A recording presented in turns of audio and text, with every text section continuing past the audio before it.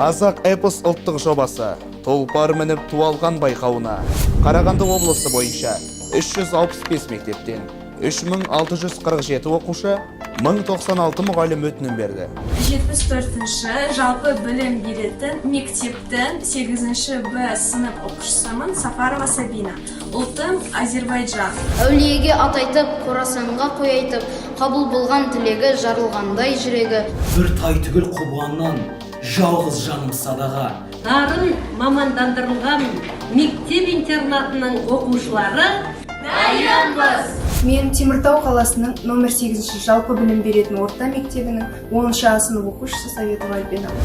Әліп дамба Қыпшақтың атағы озған Алаштан. Байлығында есеп жоқ, төрттілік малдың бәрі сай. Біз Қобанды Батыр жырын жатқайту сайысына дайынбыз.